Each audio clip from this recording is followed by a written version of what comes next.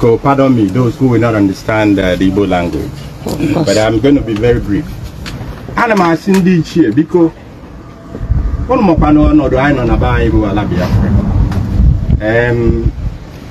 I bakobal makano gerugo by geji welagachi for ala hambrai. I think kuno para use on it, para use on no para use on para.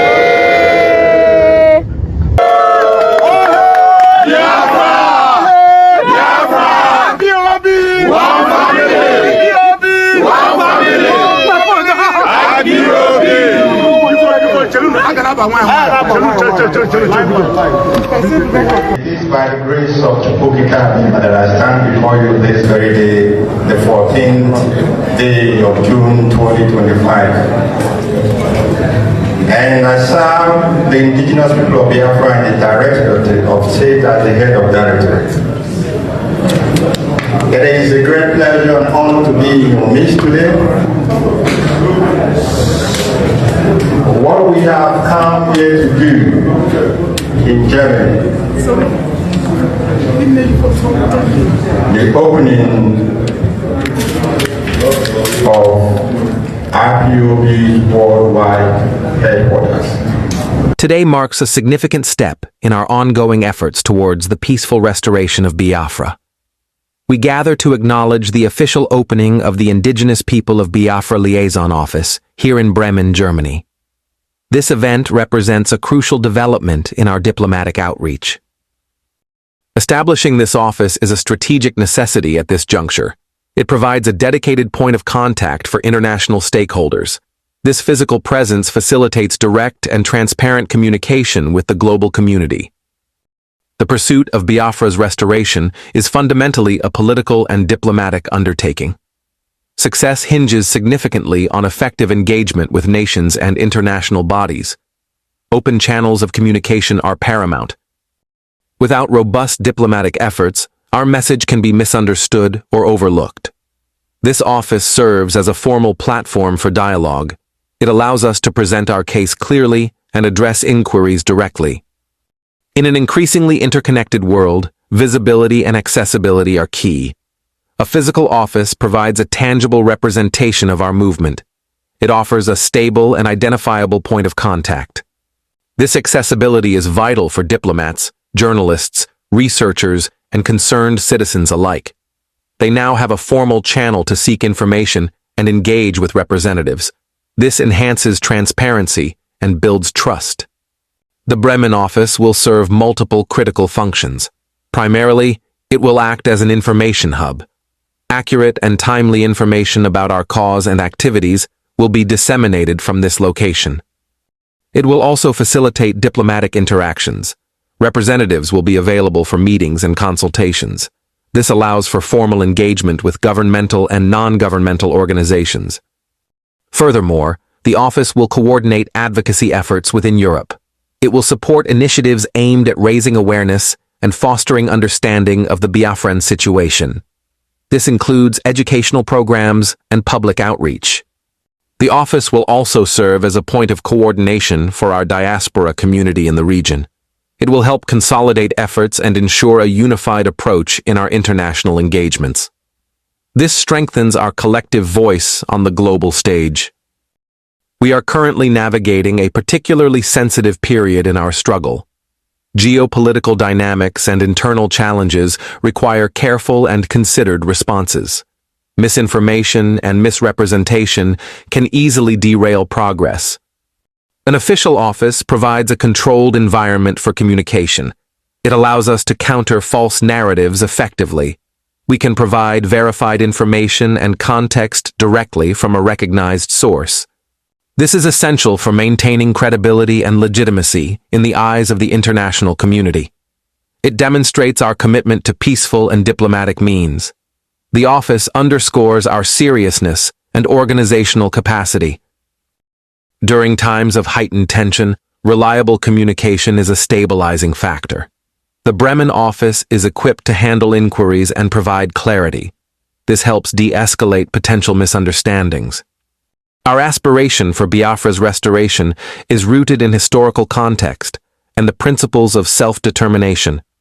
It is crucial that the international community understands the basis of our movement. The office will play a key role in this educational process. We aim to foster a deeper understanding of the historical injustices and contemporary challenges faced by the Biafran people. This understanding is a prerequisite for gaining international support and recognition. The office provides the resources to share this narrative effectively. It allows for the distribution of relevant documents, reports, and research. We can host briefings and seminars for interested parties. This proactive approach to information sharing is vital. The opening of this office underscores our unwavering commitment to peaceful and diplomatic avenues. We believe that dialogue and negotiation are the most effective means to achieve our objectives. Violence is not our path. This office is a testament to that commitment. It is a platform for engagement, not confrontation. We seek to build bridges of understanding and cooperation with the international community. Our presence here in Bremen signifies our dedication to operating within international norms and laws. We respect the sovereignty of nations and seek to engage constructively. This office is a symbol of that respect and our peaceful intentions. The official opening of the IPOB office in Bremen, Germany, is a pivotal moment. It provides the essential, visible, and accessible contact point that has been lacking. This office is indispensable for our diplomatic efforts. It will enhance our ability to communicate effectively with the world. It will facilitate crucial diplomatic engagements. It will help navigate the complexities of the current sensitive period. We are confident that this office will significantly contribute to our peaceful pursuit of Biafra's restoration. It is a resource for the international community and a beacon for our people. We look forward to engaging constructively from this new base. Hello, good morning, viewers. If you are new to the channel, kindly like, share, subscribe, and please do not forget to hit the notification bell. Mr. Chudedi Michael, we are looking at successes recorded by Biafra agitators. Remember that recently we saw an opening of embassy of Biafra in Washington, D.C. As the celebration of that is going on, we are seeing yet another victory, another area of excitement. This time around, another opening of embassy in Germany.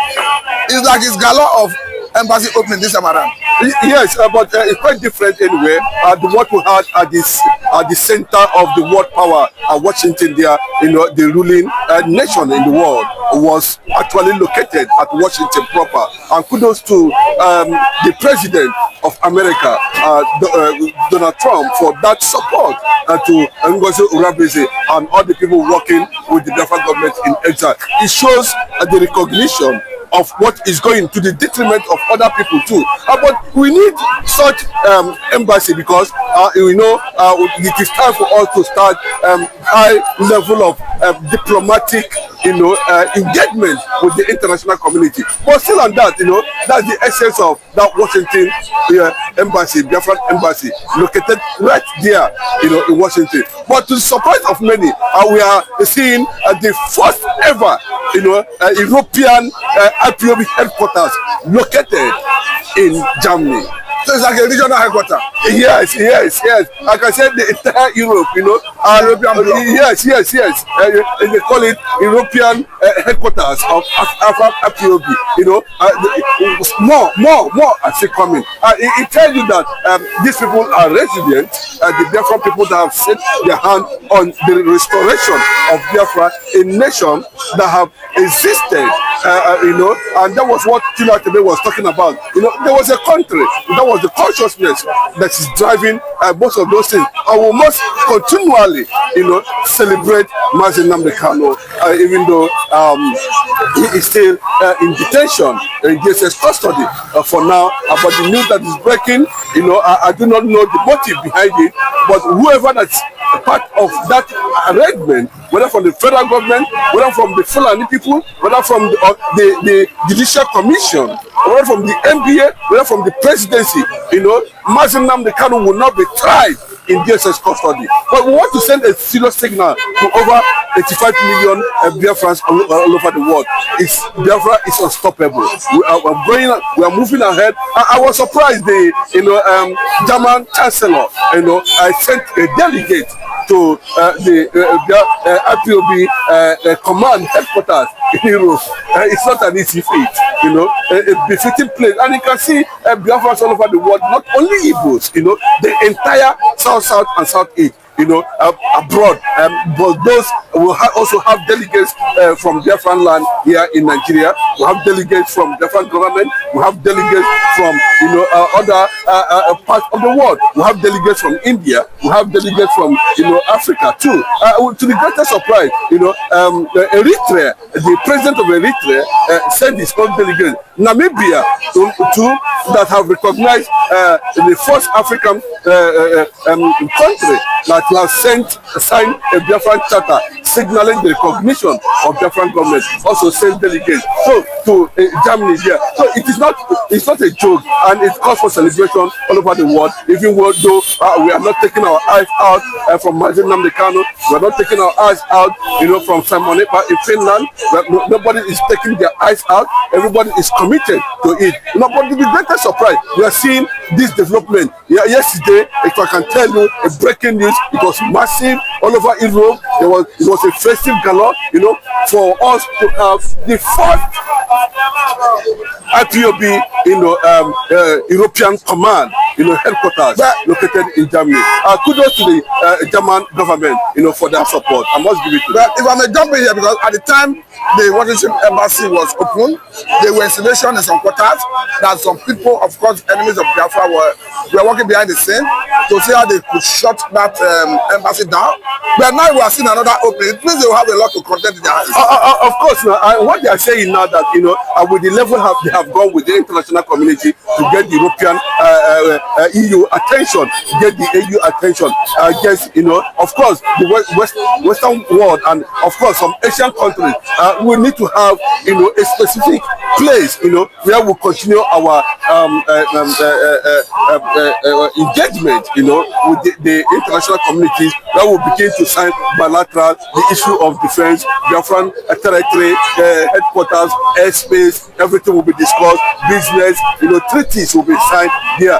Some top powerful figures around the world has been looking for a place they can actually meet outside Nigeria or individual premises where they can actually sit down and begin to carry out advanced diplomatic engagement. There's nothing like diplomacy when it comes to international politics. That is where the game is. And I can tell you, a lot of IPOB members, all over the world, we have professionals there, we have doctors, we have scientists, all of Biafran extraction, are ready to put their expertise to play, to make sure that at the end of the day we are beginning to see nations coming out to say we recognize Biafra as a nation, and we begin to build some defense, concerning the fact what is happening around now, that the Nigerian government can no longer be trusted to protect Biafrans at this moment. And we must understand that even the Igbo politicians themselves, the likes of Ojuzo Carlo, the likes of Benjamin, Carlo, who is the deputy speaker currently now, all these people are trying in whatever way, to bring political conquest to Biafra land. But there's massive resistance, from people all over the world, and you can see what that has brought to the extent that there's so much panic in Aso Rock, panic in the northern part of the country as Biafrans continue to take on the world. Okay, let me jump in here, because some people are looking at the Fulani conquest as a threat to Biafra actualization. But let me take you to Imo State in this regard. Because recently, some Fulani men were spotted in Imo State, hooded and fully armed. And of course, the police in that area has spoken up that they are aware of the situation and that they have deployed personnel to go and make sure there's law and order. But the question we're asking is, why not the police disarm these herders who now find it convenient to be in the Biafra land within AK-47? Of course, they are finding it difficult. Like I always said, they say the problem is the Biafran people, and we know that if they cross the red line, we treat them the way Israel is currently treating Israeli enemies currently now. There's not too much about it, you know, and the world is going to back it up. The world is rising against any interest that has to do with terrorism, linked to Fulani, linked to Islam, linked to whatever it is, whatever this guy, the world is rising against it, and you can see now, you know, what is happening because of the IPOB resistance, because of the ESN resistance, you know, and because of the Igbo resistance. You can see there is going now in Imo State that, you know, the people, the Imo youth are rising up, you know, against every area, every location, every camp of the Fulani, even to an extent the governor of Imo State, has to realize himself that it is no longer joke. The people have risen, and it's not to lose the grip of seeking for a way to continue to bring these people in politically and otherwise, socially and otherwise, economically and otherwise. It is a no-go area. It is a very tough signal for the Fulanis in the north now, because they see that the game is up for them, and they can tell you that it is no longer funny for them to continue to stay in Biafran land, because the Biafran people have discovered that the political class are the one compromising the security of that place by accepting political conquest from the north. But now, you know, you see, the game has changed. They have seen what is happening in the Middle East now, and the Israeli president Benjamin Netanyahu have already sent delegates, you know, to make sure that at the end of the day, because we know that once the issue of Middle East is settled, then he can turn around and the world will now focus on how to get along with Biafra in Africa, especially the issue of jihadists. In the Middle Belt currently now, in Kogi aspect of it, there are Igbo-speaking people, communities in those areas now. You know, they are trying to breed and liaise with the Biafran movement and make sure that the excesses of this Fulani are being checkmated. And they are already running away, you know, back to where they come from, to their master. You know, we know their master. Their master is a former president of Nigeria here, you know, and they know that's where they are running to. And very soon, they'll be called to question the rationale behind what transpired in the issue of Kano in Kenya. Yes, even after the court of law, you know, have granted Mazen Nnamdi Kanu bail, he refused to release Nnamdi Kanu. So a lot of things, you know, the international communities are watching. But I can tell you, you know, that there's nowhere in the world IPOB present is being tagged as a terrorist apart from Nigeria. Now you just mentioned red line. Is there a red line that Fulani cannot cross, or must not cross in Biafra land? Of course, they know that. They have already said it, you know, in as much as the Sultan of Sokoto controls the southwest through religion, you know, they cannot do the same thing in the Biafran land. You know, and that's the way. So it's part of the red line. Yes, that's the red line. And the consciousness is that, you know, Biafra is going to take the conquest to them in just no time, and you will see the difference will going to be clear. The Hausa youths are trying to liberate themselves, you know, and they're looking at it. They know very well that it is only Biafra that can defeat this Fulani politically, militarily, and otherwise. And there's no doubt about that. Because of the area I just go, let me quickly ask this question, because I can clearly see an Hausa woman who is currently lamenting about the conquest of the Hausas by the Fulani. We understand that these are people who came from Senegambia in certain 15th and 14th century, and in the 19th century they successfully established an empire which is equally seen as the Sokoto Caliphate. But as we speak, the Hausas are saying we are tired of this marginalization, this subjugation, this total control. But do you think they can get themselves off the hook? Just like what the development yesterday, from the report we are getting, you know, that the entire 19 states of the north governors, there is no Hausa man as governor, you know, and this. And from what is happening now, we learned there was an emergency meeting to discuss the development of Biafra, IPOB, Biafra government in exile all over the world, you know, and it's a serious signal to them. So that emergency meeting was to see how they are going to cope with the rising influence of Biafra all over the world. So it's already a big threat to them. And the Hausas themselves are capitalizing, you know, on this development to see how they can challenge the status quo. You can see most of them are talking about Nnamdi Kanu now, making references to Nnamdi Kanu, I looked as if that Nnamdi Kanu was the one who,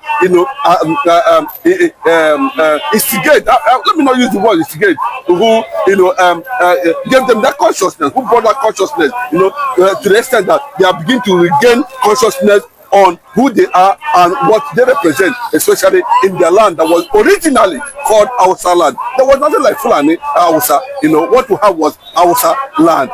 But you can see what it is today. So the build-up, to send Fulani politically, militarily, otherwise out of Nigeria is already a game. The Biafrans are having the template already in their hand. I must say, thank you for your time, Mr. Chinedu Michael. This is a good place to let it go.